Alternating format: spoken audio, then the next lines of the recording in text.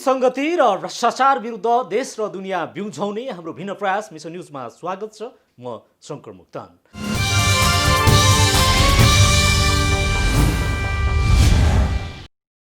दर्शकवृन्द, हामी समाजमा भएका विकृति विसङ्गतिको निवारणका लागि र जनहितका पक्षमा निरन्तर वकालत गरिरहेका छौँ। समाजका हरेक विषयको उठान विश्लेषण र चिरफार गर्दै तपाईँको अघि खबरको प्रेषण गर्दछौँ। हरेक विषयको गहिरो अध्ययन अनुसन्धान गर्दै सत्य तथ्य खबरको चिरफार गर्दछौँ तपाईँ दर्शकका अगाडि। सामाजिक उत्तरदायित्वसहित सत्य खबर तपाईँ समक्ष पुर्याउने प्रयासमा तैनात छौँ र सम्बन्धित निकायको ध्यानाकर्षणका लागि खबरदारी गरिरहेका छौँ।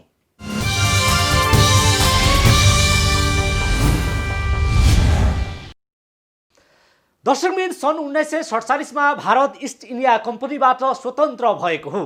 लामो समय ब्रिटिस साम्राज्यबाट उपनिवेशमा पिल्सिएको भारत स्वतन्त्र भएपछि दक्षिण एसियामा आफ्नो प्रभुत्व कायम गर्न उद्यत हुँदै आएको छ।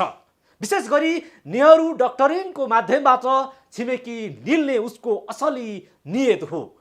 पटेलको विपुलीकरणको योजना अनुसार नेहरू संस्करण मोदी शासनसम्म पनि यथावत छ। तर पछिल्लो समय मोदीको छिमेक व्यवहारका कारण मोदी घरेलु राजनीतिमा अलोकप्रिय मात्रै बन्दै गएका छैनन्, छिमेकीसँगको नयाँ सम्बन्ध सुधारको विकल्प खोज्ने दबावमा छन्।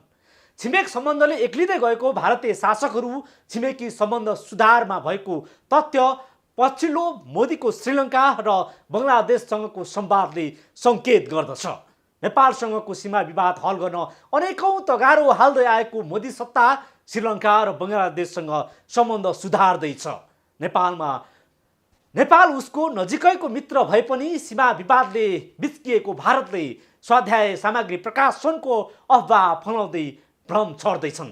भारतको पछिल्लो छिमेक नीति र स्वाध्याय सामग्री वितरणको रोकको अफवाह आजको मिसन न्युजमा।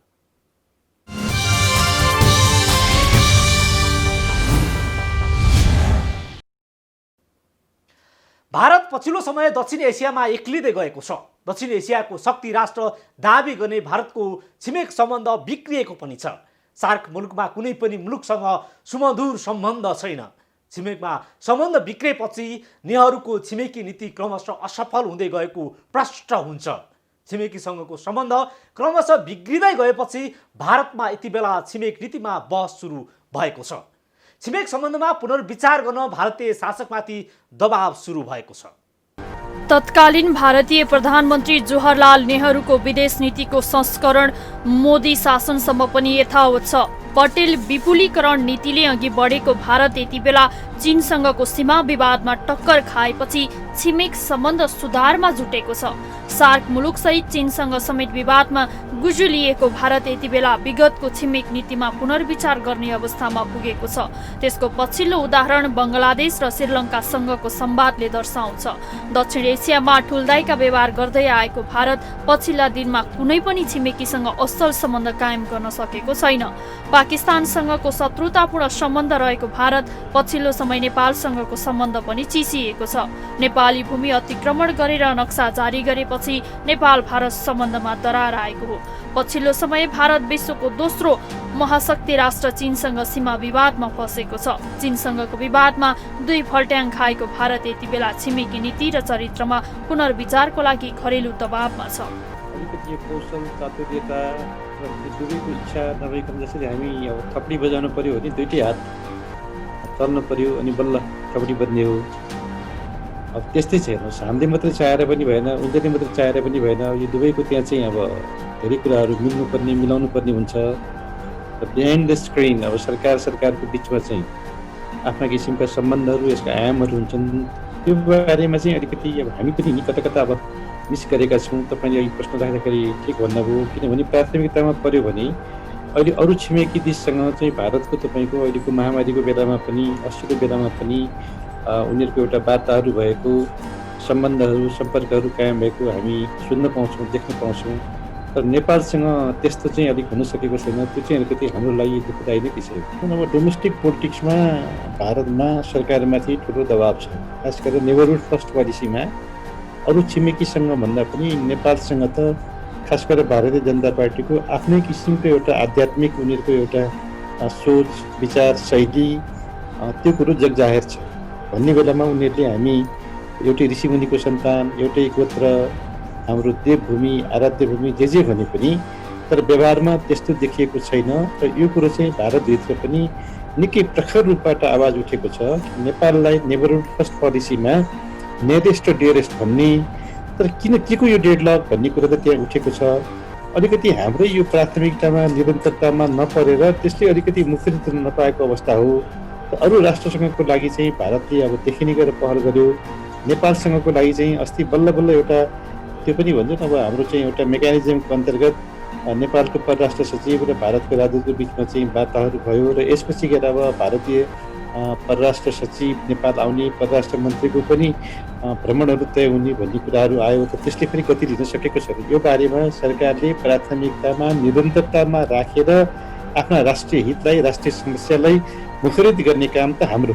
पाकिस्तान एक्लाउनकै लागि सार्कलाई उपेक्षा गर्दै आएको भारतले बेला बेलामा सार्क बिउताउने प्रस्ताव पनि गर्दै आएको पछिल्लो समय सार्क परराष्ट्र मन्त्री स्तरीय भर्चुअल बैठकको छनक पनि यही हो। नेपालसँगको सीमा विवादमा चुसम्म गर्न नचाहने भारत यति बेला बङ्गलादेश र श्रीलङ्कालाई महत्त्व दिन थालेको छ। यी दुवै देशसँग पनि विगतमा भारतको कटुतापूर्ण सम्बन्ध रहँदै आएको थियो। मोदीको अहङ्कारवादी नीति र चरित्रका कारण समग्र एसियामा भारत एक्लिँदै गएपछि मोदी सरकार घरेलु राजनीतिक दबावमा पनि उत्तिकै छ। छिमेकी मुलुकसँगको सम्बन्ध खराब भएको निष्कर्षपछि घरेलु राजनीतिक दबावले मोदी छिमेक संवादको दौडमा छन्। मोदी दौड धुपले भारत छिमेकमा नयाँ उचाइमा छिमेक सम्बन्ध विस्तारमा रहेको कूटनीतिक विश्लेषण हुन थालेको छ। भारत यो अहिलेदेखि मात्र होइन, यो वार्ता, यो समस्या सीमा विवादको, खास गरेर लिपुलेक, कालापानी लिपुलेक र लिम्पियाधुरा सम्बन्धी जुन विवाद हो, यो विवादलाई सुल्झ्याउँ भनेर होइन यो प्रसङ्ग उठेको भनेको झन्डै 20-22 वर्ष भइसक्यो होइन।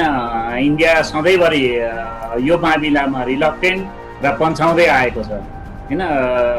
अब जहाँसम्म सीमा विवादको यो प्रश्न छ, यो प्रश्न नेपाली जनताको, नेपाली संसदको एक छत्र होइन, त्यो युनानिमस एउटा भोइस हो होइन। यसलाई भारतले ढिलो चाँडो रेस्पोन्स गर्नुपर्छ होला जस्तो लाग्छ। अब त्यो अनाकानी गरिराख्नुको पछाडि हुनसक्छ अब ठुलो राष्ट्रको एउटा, त्यो ठुलो राष्ट्र, शक्तिशाली राष्ट्रको होइन, त्यो मान्यताले पनि त्यसो काम गरेको होला। दिल्लीमा छिमेक नीतिको चर्चाकै बीच भारतीय प्रधानमन्त्री नरेन्द्र मोदीले सेप्टेम्बर 24मा श्रीलङ्काका समकक्षी महिन्दा राजापाक्सेसँग शिखर बैठकको आयोजना नै गरे। राजापाक्सेले अगस्त 9मा प्रधानमन्त्रीका रूपमा कार्यभार सम्हालेपछि दुई देशका उच्च नेताबीच पहिलो पटक वार्ता भएको। वार्तासँगै श्रीलङ्काका प्रधानमन्त्री र राष्ट्रपतिसँग मोदीले धेरै पटक टेलिफोनमा कुराकानी पनि गरेका छन्।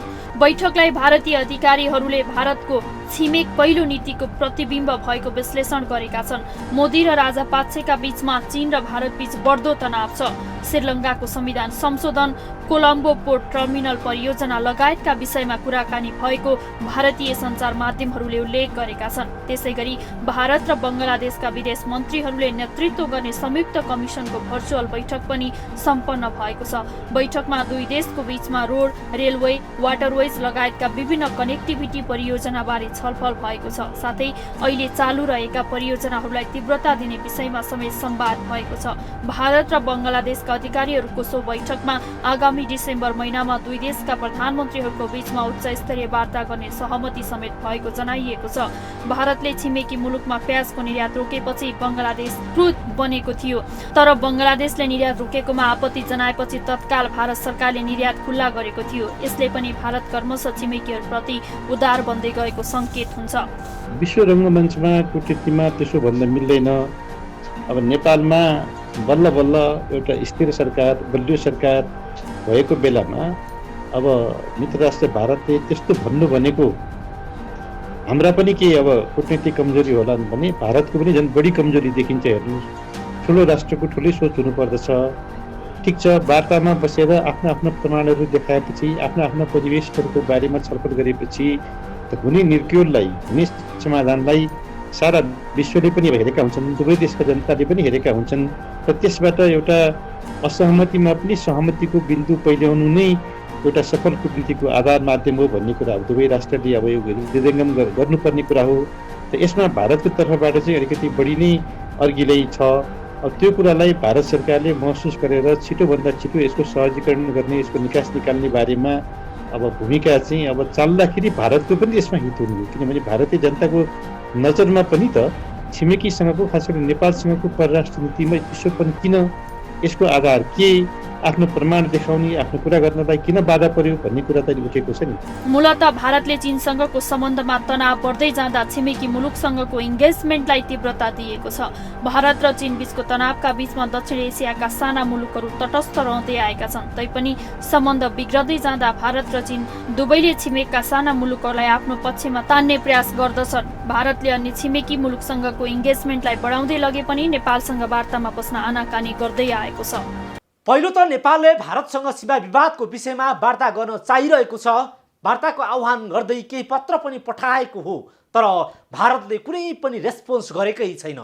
विशेष त सुस्ता र कालापानीको सम्बन्धमा वार्ता गर्न दुई देशका बीचमा रहेको परराष्ट्र सचिव स्तरीय संयन्त्रलाई नेपालले सक्रिय बनाउन खोजेको छ, तर भारतले तदारुकता देखाएको छैन। दुई देशका परराष्ट्र मन्त्रीले नेतृत्व गर्ने संयुक्त आयोगको बैठकका लागि पनि नेपालले पहल गरिरहेको छ, तर भारत व्यवस्था गर्दै आएको छ।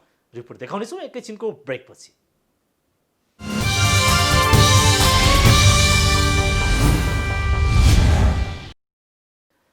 ब्रेकपछि पुनः स्वागत छ। भारतबाट अतिक्रमित भूमि समेटेर शिक्षा मन्त्रालयले स्वाध्याय सामग्री प्रसारण गरेको थियो। गत भदौ 29 मा धुमधामका साथ सामग्री प्रकाशनको हल्लीखल्ली गरिएको थियो। स्वाध्याय सामग्रीमा तथ्याङ्कीय त्रुटि पनि रहेका छन्। यद्यपि स्वाध्याय सामग्री वितरणमा सरकारले एकाएक रोक लगाएको हो। भारतसँगको कूटनीतिक संवादको वातावरण बनाउन सामग्री वितरणमा सरकारले रोक लगाए पनि यसलाई भारतीय मिडियाले नेपाल पछि हटेको भन्दै अफवाह फैलाउँदै आएका छन्। गएको भदौ 29 मा शिक्षा मन्त्रालयले स्वायत्त सामग्री प्रकाशन गरेको छ। भारतबाट अतिक्रमित भूमि समेटेर सामग्री प्रकाशन भएको हो। शिक्षण विधिका लागि उपयोगी सामग्री प्रकाशन पछि सार्वजनिक गरेको छ। शिक्षा विज्ञान तथा प्रविधि मन्त्रालयले नयाँ नक्सासहित सामग्री प्रकाशनमा ल्याएको हो। मन्त्रालयले नेपालको भूभाग र सीमा सम्बन्धी स्वायत्त सामग्री पुस्तक प्रकाशन गरिए पनि सरकारले हालका लागि रोक लगाएको छ। सरकारले नयाँ नक्सा समेटेको पुस्तक तत्काल वितरण नगर्न निर्देशन दिएपछि भारतीय मिडियाहरूले नेपाल नयाँ नक्साबाट पछि हटेको भन्दै गलत प्रचार गरिरहेका छन्। पाठ्य विकास केन्द्रले प्रकाशन गरेको पुस्तकका शब्दहरू कूटनीतिक मान्यता अनुसार नभएको पनि टिप्पणी भएको छ। सामग्रीमा थपिएको भूभाग अनुसार क्षेत्रफल पनि गलत भएको भनिएको छ। सामग्रीमा कूटनीतिक तथ्याङ्की कारण सामग्री वितरणमा रोक लगाइएको पनि तर्क गरिएको छ। तर भारतले यसलाई कमजोरीको रूपमा लिएर स्वायत्त सामग्रीको विषयमा गलत प्रचार गरिरहेको छ। भारतसँगको सीमा विवादमा नयाँ नक्सा जारी गर्न हिम्मत गर्ने सरकारले पुस्तक वितरणमा किन रोक लगाएको हो भन्ने थप संशय पनि पैदा भएको छ। यद्यपि नयाँ नक्सा जारी भएपछि कूटनीतिक पहल र थप प्रमाण जुटाउनका लागि रोकेको तर्क पनि गरिएको छ। विज्ञ समूह समेत गठन गरेर प्रमाण जुटाइरहेको बेला नयाँ नक्सा समेटेको पुस्तक प्रकाशनमा सरकारले रोक लगाउँदा सरकारमाथि आशंका पनि थपिएको छ। अब यो भारतीय पक्षमै समस्या भारतीय पक्षमै हो, जहाँसम्म नेपाल पक्षको कुरो छ। नेपाल पक्ष त हैन यो समस्यालाई हैन यथाशीघ्र यो समस्यालाई समाधान गर्नुपर्छ। समस्यालाई कार्पेट मुनि दबाएर हुँदैन हैन। यो वास्तवमा भारत नेपाल बीचको जुन सीमा समस्या समाधान हुन साथै नेपाल र भारत बीचको परम्परागत जुन सुमधुर सम्बन्ध हो त्यसलाई फेरि हैन अझ माथिल्लो हाइटमा, अझ माथिल्लो उचाइमा लिएर जान सकिन्छ हैन। नेपाल पक्षमा समस्या छैन, समस्या भारतीय पक्षमा हो। कूटनैतिक तथा राजनैतिक तहमा बसेर नै निर्कल गर्ने हो। अब अहिलेको निम्ति कूटनैतिक पहल नै हो हैन। दुवै देशका कूटनैतिक नियोगहरूलाई एक्टिभेट गर्ने हो। यो समस्यालाई थाँती नराखिकन हैन समाधान गर्नु राम्रो हो भनेर आफ्ना कूटनैतिक संयन्त्रलाई चाहिँ एक्टिभेट गर्नुपर्छ। र राजनैतिक रूपले पनि यदि हैन कूटनैतिक तहबाट भएन भने राजनैतिक तहमा पनि यो विषयलाई प्राथमिकतामा राखेर सुल्झाउने कोसिस गर्नुपर्छ। पछिल्लो समय भारत पर्ख र हेरेको नीति अनुसार बेला बेला वार्ताको कुरा गर्ने र व्यवस्था पनि गरिरहेको छ। नयाँ नक्सा जारीपछि कुनै प्रतिक्रिया समेत दिन नचाहने भारत पुस्तक प्रकाशनको विषयलाई निकै उछालिरहेको छ। इतिहासकै पहिलो पटक राष्ट्रिय सहमतिको बलमा नयाँ नक्सा जारीपछि भारत सेटब्याक भएको हो। 2007 सालपछि नेपालको आन्तरिक घरेलु राजनीतिमा समेत दखल राख्दै आएको भारत पछिल्लो समय ओली सरकार नेतृत्वको कदमले एकपछि अर्को झट्का बेहोर्दै आएको छ। सीमा विवादमा स पनि उच्चारण गर्न नचाहने भारतीय शासकहरू पुस्तकको विषयमा प्रवेश गरेर राष्ट्रिय राजनीतिमा दखल पार्न खोजिरहेका छन्। यद्यपि शिक्षा मन्त्रालयको हतपतमा लतपत र अदूरदर्शी कामले पुस्तकको विषयमा भारतीय शासक र उसको निर्देशनमा परिचालित मिडिया यति बेला जोडबल गरिरहेका छन्। शिक्षा मन्त्रालयको गम्भीर कमजोरीले सरकार पुस्तक वितरणमा रोक लगाउने अवस्थामा पनि पुगेको हो। यद्यपि यो कमजोरीमा ओली सरकार पनि कतै न कतै चुकेको अवश्य हो। सरकारले नयाँ नक्सा जारी गर्न हिम्मत गर्ने तर पुस्तकमा भएका कमी कमजोरीलाई सच्याएर पुनः वितरण गर्न सकिन्थ्यो। तर सरकार पुस्तक वितरण गर्न नचाहनुलाई सरकारी कमजोरी भएको प्रष्ट भन्न सकिन्छ। भारतले आजको आजै अर्ग्यानाइज गरेको कुरा होइन।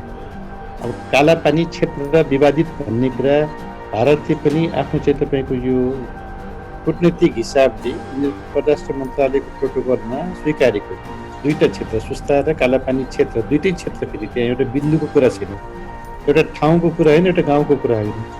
कालापानी क्षेत्र भनेपछि त्यो लिम्पियाधुरा अब हाम्रो चाहिँ यो नाभी गुन्जी कुटी गाउँहरू हुँदै लिम्पियाधुरासम्मको त्रिदेशीय बिन्दु लिम्पियाधुरा हो। हाम्रो चाहिँ महाकाली नदीको उद्गम मुहान पुग्नु हो भन्नेसम्मका कुराहरू चाहिँ विवादित नै छन्। यो कुरालाई भारतले अलिकति अन्डरमाइन गरेर लिपु लेकलाई नै त्रिदेशीय बिन्दु बनाएर जुन अब त्यसमा चीनको पनि अर्गेडै छ, नेपालको चाहिँ अलिकति कूटनीतिक हाम्रो चाहिँ प्रयासको चाहिँ पहुँचको कमी भएकै हो। यो कुरालाई चाहिँ हामीले खास गरेर मित्र राष्ट्र भारतलाई पनि समयमा नै कूटनीतिक नोटको माध्यमबाट प्रोटेस्ट गऱ्यौँ, चीनलाई पनि गऱ्यौँ। र यसलाई बसेर सुल्झाउनु पर्ने ठाउँमा भारतले अलिकति अर्गेनाइज गरेर यसलाई बैठकै नगर्ने टार्ने भन्ने कुरा चाहिँ अब नेपालको विफलताको साथसाथै भारतको पनि अझ बढी विफलता हुन्छ भन्ने कुरा त मैले सधैँभरि यही कुरालाई चाहिँ अलिकति हाइलाइट गर्ने गरेको छु। यही रूपबाट तपाईँहरू हामी सबैले यसलाई के भनेदेखि अब नेपाल राष्ट्र एक हुँदाखेरि पनि सम्पूर्ण देश एक हुँदाखेरि पनि सरकारले अहिले अलिकति अपरिपक्वता कि त अब हामीले चाहिँ भन्छौँ न अब नक्सा चाहिँ अब हामीले चुच्चे नक्सा आफैले गिभअप गऱ्यौँ, अहिले फेरि हामी चुच्चे नक्सा फेरि कायम गऱ्यौँ। त्यसपछि गएर त्यसलाई भन्छौँ न हामीले अहिले अब पाठ्य पुस्तकमा फेरि हामी रोकिराखेका छौँ। यो चाहिँ अलिकति अनि फेरि बिचमा हामीले चाहिँ यसको चाहिँ अब फ्याक्ट फाइन्डिङको हिसाबबाट फेरि एउटा उच्च स्तरीय कमिटीहरू बनायौँ, त्यसको रिपोर्ट पनि आएको छैन। यिनै कारणले गर्दाखेरि अब सरकारले अलिकति सबै कुराहरू बाहिर बताइ पनि राखेको छैन। जसरी नेपाल राष्ट्र एक भएको छ यो मामलामा, किनभने संवेदनशील विषय हो, नेपालको तपाईँको सार्वभौमसत्ता नेपालको भूभाग भन्ने कुरा नेपाली जनताको लागि हामी भन्छ नि यो पार्टी त्यो पार्टी नभनिकन देश एक भएको बेलामा त्यो विश्वासलाई सरकारले जगेर्ना गरेर अगाडि जाने बाटोमा कुनै किसिमको पनि अवरोध वा फेरि कुनै पनि किसिमको चाहिँ सरकार चाहिँ चुक्नु हुँदैन भन्ने चाहिँ दृष्टिकोण नै आजको समयको माग जस्तो मलाई लाग्दछ। पुस्तकमा उल्लेखित विवरणलाई लिएर परराष्ट्र र भूमि व्यवस्था सहकारी तथा गरिबी निवारण मन्त्रालयको आफ्नै तर्क छ। कतै भूगोलको क्षेत्रफल बिग्रिएको टिप्पणी भएको छ भने कतै दुई देश बीचको आन्तरिक सम्बन्ध कूटनीतिक र राजनीतिक विषयमा त्रुटिरहेको दाबी गरिएको छ। पुस्तक लेखनमा सीमा बचाउँ अभियन्ता कोमलचन्द्र बराल, त्रिभुवन विश्वविद्यालयका भूगोलविद शेरबहादुर तामाङ र पाठ्यपुस्तक लेखक सहप्राध्यापक केशवराज ढकाललाई संलग्न गराइएको थियो। भदौ 29 शिक्षा मन्त्री गिरिराजमणि पोखरेलले पत्रकार सम्मेलनमा धुमधामका साथ पुस्तक सार्वजनिक गरेका थिए। पुस्तक प्रकाशन गर्नु अघि विषयगत सम्बन्धित मन्त्रालय बीचको समन्वय भने पटक्कै देखिएको थिएन। एकले अर्कोलाई दोष लगाएर पन्छिँदै आएका छन्। यति मात्र होइन, पुस्तक छपाउन हतार हतार गर्नुको भित्री मकसद पनि भएको आंकलन गरिएको छ। नेपालको सार्वभौम संसदले एक छत्र ओभरवेल्मिङ मेजोरिटीबाट हैन पास गरेको यो रिजोल्युसन हो, त्यसलाई बाइपास गर्ने तागत हैन विद्यमान कुनै संस्थाहरूमा छ जस्तो मलाई लाग्दैन। संसदको रिजोल्युसन हो, संसदले पारित गरेको प्रस्ताव हो, संसदको त्यो हैन एक छत्र हैन हाम्रो सिङ्गो संसदको एक छत्र त्यो के निर्णय हो। त्यो निर्णयलाई त्यो निर्णयको बर्खिलापमा उभिने त्यो तागत हैन कुनै पनि जिनाइन नेपाली होइन त्यो ऊ चाहिँ त्यसको बर्खिलाफमा उभिन सक्दैन। लामो समयदेखि सीमामा बढ्दो भारतीय हस्तक्षेपको प्रतिरोधमा सरकारले ऐतिहासिक कदम उठाएको पक्कै हो। जुन कदम सरकारले उठाएको छ सोही अनुसार सीमाको विषयमा सरकार दरबिरो गरी उभिन भने नसकेको पक्कै हो। त्यसको ज्वलन्त उदाहरण स्वायत्त सामग्री प्रकाशनमा गरिएका गम्भीर गल्तीहरू हुन्। पुस्तकमा कूटनीतिक तथ्याङ्क, सीमा क्षेत्र लगायतका विषयमा 35 भन्दा बढी त्रुटि भेटिएको छ। यसले के प्रस्ट्याउँछ भने सरकारी संयन्त्रको कार्यक्षमता अत्यन्तै कमजोर छ। मूलत मन्त्रालय बीचको समन्वयको चरम अभाव साथै यसलाई सच्याएर वितरणमा ल्याउन सरकारले गरेको आनाकानीले पनि भारतीय शासकहरूलाई खेल्ने कुटिल चौतारो बनेको हो। 6 दशक लामो सीमा विवाद सल्टाउन सरकारले जुन कदम उठाएको छ त्यो इतिहासको पानामा स्वर्णिम अक्षरले अवश्य लेखिनेछन्। तर आफैले उठाएको कदमलाई कार्यान्वयन गर्न सरकार दोधार बन्दै गएको छ। विषयगत मन्त्रालय बीच चरम समन्वयको अभाव छ। सरकारी कार्यक्षमताको अभाव छ। कूटनीतिक क्षमतासँगै सही तथ्याङ्कको सही सलामत गर्न नसक्नु असक्षमताको अवश्य हो। यसैको बलमा भारतीय मिडियालाई खेल्ने चौतारो बनेको छ। भारतीय शासकहरू नेपाली प्रस्तावलाई अस्वीकार गर्दै कूटनीतिक संवादलाई अल्झाइरहेको छ।